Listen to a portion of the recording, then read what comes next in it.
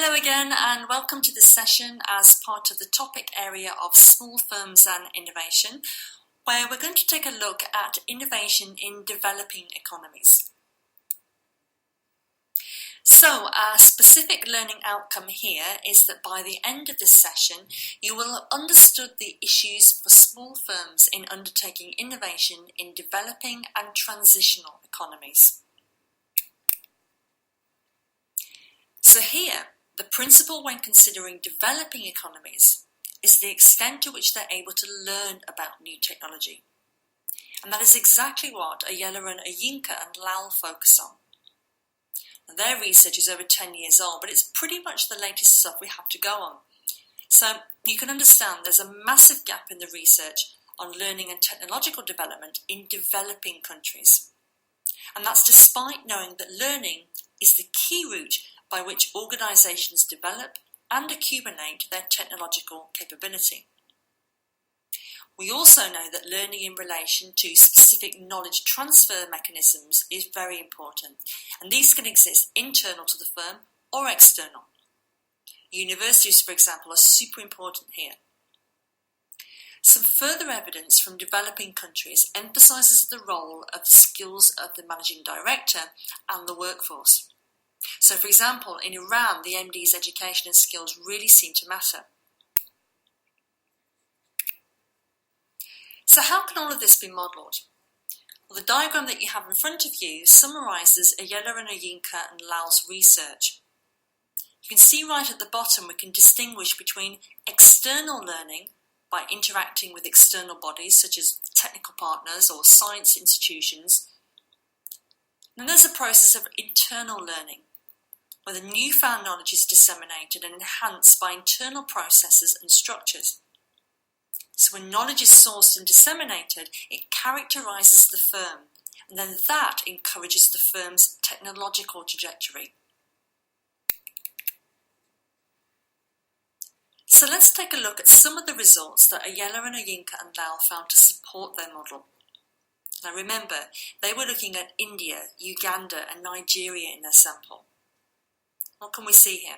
Well, in India, it would seem there's not much difference on how knowledge is gathered internal to the firm, and firm size doesn't seem to make much difference either. However, in Uganda, there is a size effect.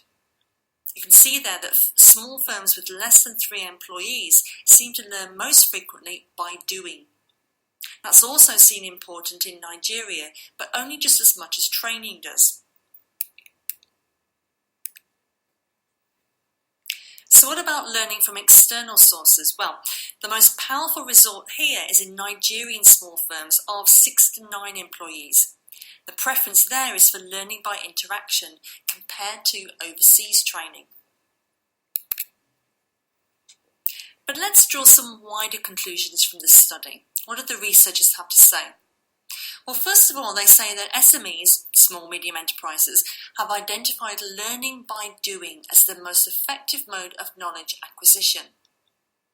The choice of the second mode differs between countries. The researchers also identify that inadequate communication network facilities in Nigeria and Uganda. They say that we found several firms in India doing business through web-enabled technologies, but not a single firm in Nigeria or Uganda. Finally, they say that learning processes influence the technological trajectory of firms, and these depend on external factors that are beyond the control of the individual firm. But now let's turn our attention to a mini case study over in Mexico. The Bioclon Institute is a Mexican SME and came about as a result of a 1990 amalgamation of diverse biological and pharmaceutical companies, the aim of which is making use of new biotech developments and becoming a worldwide leader in the R&D of antivenins. The Instituto Bioclon has about 7% of the global market of antivenins, and sales have doubled over the last 4 years.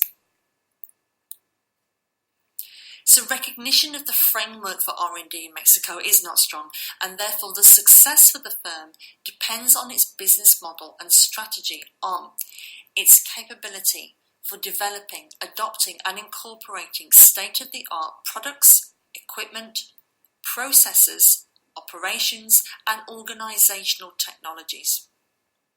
This led to the development of a technology management model, and this incorporates links to leading-edge institutions, connections to a customer community, and internal intellectual property management and development strategies.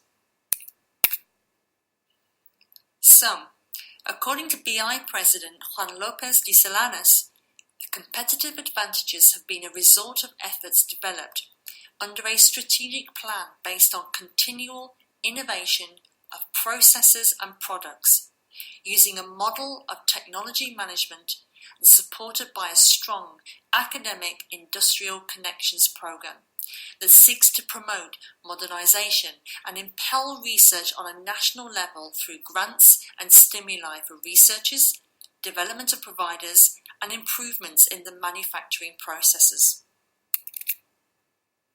And you can see how all of this is modelled in depth at IB here. You can press pause if you like to look at this at your own leisure.